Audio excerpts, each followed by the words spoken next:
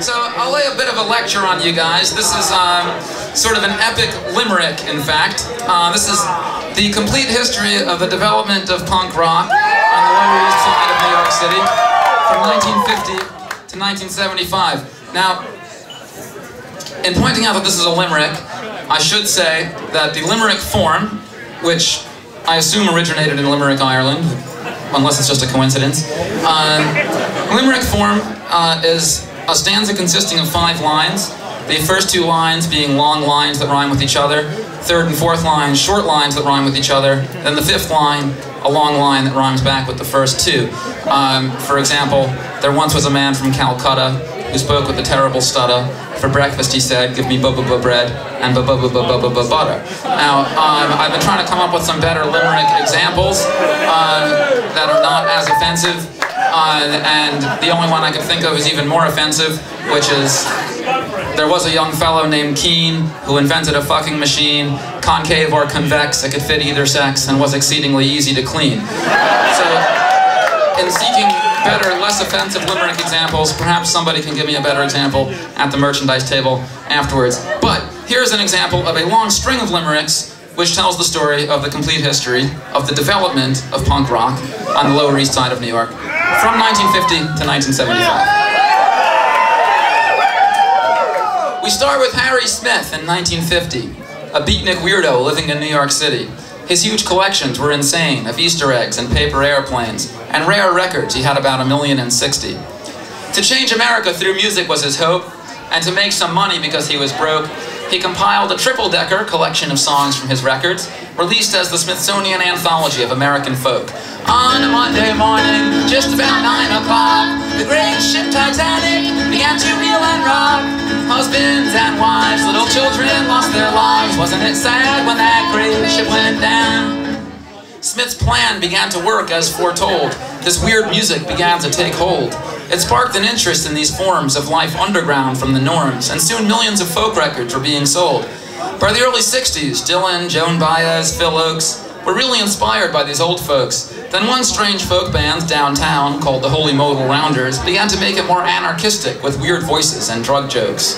Mom's out there, switching in the kitchen, and Dad's in the living room, grousing and a bitchin'. I'm out here, kicking the gong for euphoria, euphoria. When your mind starts reeling and a walking, your inside voice starts squealing and a squawking, floating around on a belladonna cloud, singing euphoria. In 1965, the Rounders met some other beatnik intellectual thugs on East 10th Street who called themselves the Fugs. The Fugs were recorded by Harry Smith, playing the punkiest songs yet to exist. Lo-fi noisy shit about poetry, sex, and drugs. I don't have a bedtime, I don't need to come, for I have become an amphetamine bum. If you don't like sleeping and don't want to screw, then you should take lots of amphetamine too.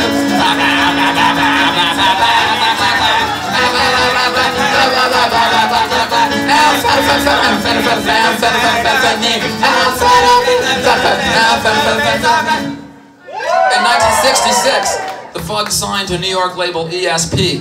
The same label put out a band called The Gods, spelled with a Z. The Gods accomplished the feat of making even the Fugs' music sound sweet, with the least musical folk punk racket in history.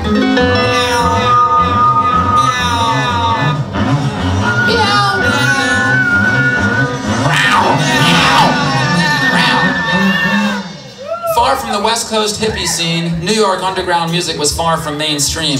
It was intellectual but noisy and hectic. And then the Velvet Underground went electric and made folk punk more beautiful and more extreme. I'm waiting for the man. Got $26 in my hand.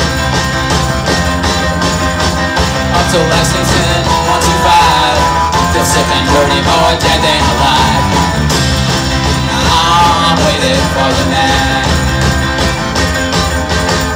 Nothing could stop New York's strange folk punk tide. In 1968 came David Peel and the Lower East Side. They recorded an album out in the street, screaming and sloppy. They were signed to Elektra Records and it sold almost 1 million copies, with songs like I Like Marijuana and Up Against the Wall, Motherfucker, inside. A mother, where is my father? Where is my brother? They're at war. They're at war. U.S. Army. You told them all the filthy white lies. You gave them all the bullshit and baloney. Now my brother and my father gonna have to die.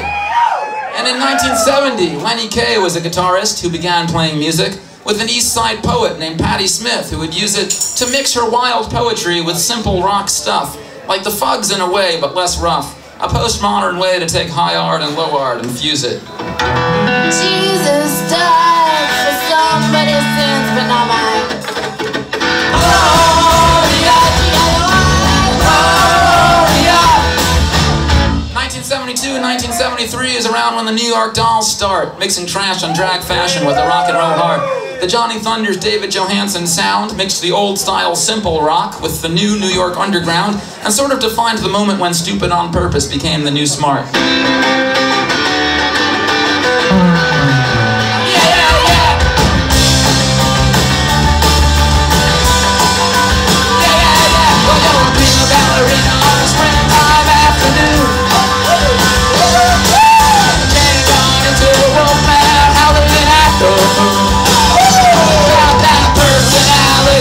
You got it while the world's hot.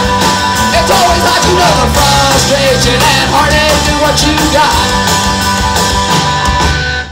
And the Lower East Side of New York began punk fashion as well, with spiked hair and ripped jeans worn by a poet named Richard Hell. Hell was in television, the Neon Boys, the Heartbreakers, the Voidoids, and he wrote the song that gave the new 70s punk generation its first anthem yell.